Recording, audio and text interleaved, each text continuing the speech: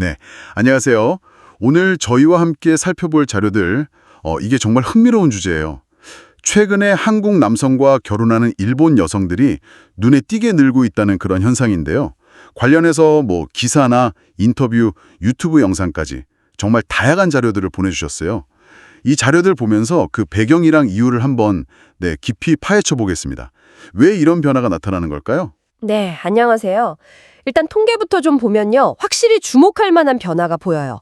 작년 한 해만 봐도 한국 남성과 일본 여성의 혼인 건수가 1176건이었는데 이게 10년 만에 가장 높은 수치라고 하더라고요.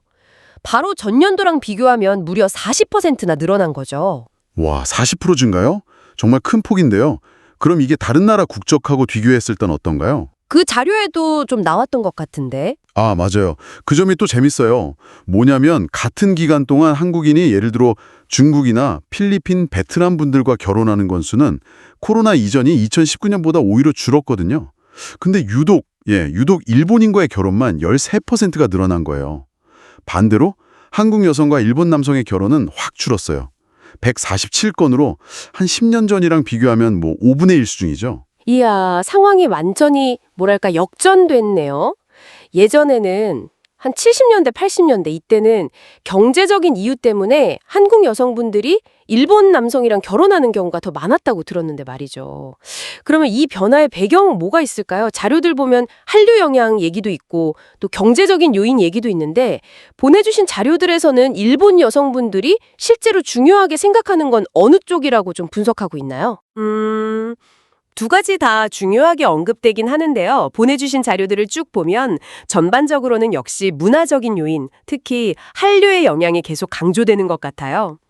아시다시피 2000년대 초에 그 겨울 연가 있었잖아요. 그때부터 시작해서 K-드라마, K-팝이 꾸준히 인기를 얻으면서 일본 여성들에게 한국, 그리고 한국 남성에 대한 어떤 궁정적이고 좀 친숙한 이미지를 만들어줬다는 거죠. 여러 인터뷰 자료에서도 공통적으로 나오는 얘기가 그 K-드라마 남자 주인공들의 결단력 있는 다정함, 이런 거요. 이게 일본 매체에서는 상대적으로 좀 보기 드문 모습이라서 매력적으로 느낀다는 분석이 많더라고요. 한일 로맨스 혼전연애 이런 프로그램이 인기를 끈 것도 약간 비슷한 맥락으로 볼 수 있겠죠. 아, 드라마 속 이미지가 현실에서의 어떤 기대감 같은 거에 영향을 미치는 거군요. 그럼 경제적인 부분은요? 이건 어떻게 작용했을까요? 경제적인 격차 축소, 이것도 당연히 무시할 수 없는 배경이죠. 자료들에서도 지적하듯이 한국의 1인당 GDP가 일본을 넘어서고 이런 경제적 위상이 높아지면서 예전처럼 단순히 경제력 때문에 일본 남성을 선호할 이유가 좀 줄어든 거죠. 이게 어떻게 보면 한국 남성을 선택하는 데 있어서 심리적인 장벽을 좀 낮췄다, 이렇게 볼 수 있을 것 같아요. 그렇군요. 그럼 일본 여성들이 구체적으로 한국 남성들한테서 매력을 느끼는 지점은 뭘까요? 보내주신 인터뷰 자료에 되게 재밌는 이야기들이 많던데요? 네, 여기서 이제 자주 등장하는 키워드가 바로 일본의 초식남하고 대비되는 한국 남성의 이미지예요. 보내주신 자료 중에 어떤 조사 보니까 일본 남성들 한 67% 정도가 스스로를 초식남이라고 생각한대요. 그러니까 연애나 관계 맺는 거에 좀 소극적이라는 거죠. 근데 이거랑 좀 대조적으로 한국 남성들은 더 적극적이고 감정 표현도 좀 솔직하고 관계를 좀 이끌어가려는 그런 성향이 강하다, 이렇게 인식이 된다는 겁니다. 아, 맞다. 그 청취자분이 보내주신 인터뷰 중에 그런 거 있었잖아요. 남자친구가 자기 낡은 스웨터 입은 거 보고 세일하는 매장에서 갑자기 새 스웨터를 여러 장 싸줘서 엄청 감동했다는 그런 이야기요. 이런 적극성이 포인트군요. 네, 맞습니다. 그런 거요. 기념일 챙겨주고 아니면 우리 애기 잘 잤어? 이런 식의 다정한 메시지를 자주 보낸다거나 데이트 비용을 남자가 좀 주도적으로 내는 모습, 이런 것들이 일본 문화하고는 좀 다른 신선함, 매력 이렇게 다가온다는 거죠. 일본에서는 보통 더치페이가 일반적이고 사람들 앞에서 애정 표현하는 거 좀 꺼리고 심지어 연인끼리 한 달 동안 연락 거의 안 하는 경우도 있다고 하니까요. 어떤 유튜브 채널에서는 이런 점을 약간 가성비가 좋다, 이렇게 표현하기도 했어요. 가성비요?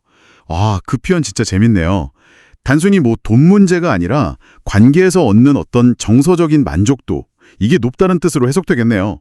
근데 일부 자료에서는 또 그런 적극성이 때로는 좀 부담스럽다거나 아니면 문화적으로 오해를 살 수도 있다 이런 지적도 있었던 것 같던데요. 면만 있는 건 아니죠. 당연히 문화적인 차이 때문에 생기는 오해나 갈등 이런 건 분명히 존재합니다. 특히 그 양국 관계가 좀 안 좋아질 때 그때 일본 여성분들이 느끼는 불안감은 꽤 크다고 해요. 예를 들어 2019년에 그 불매 운동이 있었을 때 한국에 사는 일본 여성분들 95%가 불안감을 느꼈다는 조사 결과도 있었거든요. 이게 시사하는 바가 크죠. 그리고 또 미디어에서 보여주는 그런 이상적인 이미지하고 현실하고는 당연히 차이가 있을 수 있고요. 결국 뭐 국제 결혼이라는 게 로맨스만 있는 게 아니라 그 너머의 어떤 깊은 이해, 존중 이런 게 꼭 필요하다는 걸 기억해야 할 것 같아요. 네. 정리해보면 한류 때문에 높아진 어떤 문화적인 친밀감, 그리고 과거에는 달라진 경제적 위상, 또 일본의 초식남 현상하고 좀 대비되는 한국 남성들의 적극적인 모습, 이런 것들이 좀 복합적으로 작용한 결과다. 이렇게 볼 수 있겠네요. 오늘 보내주신 자료들 덕분에 이런 흥미로운 변화의 단면들을 좀 엿볼 수 있었던 것 같습니다. 그렇죠.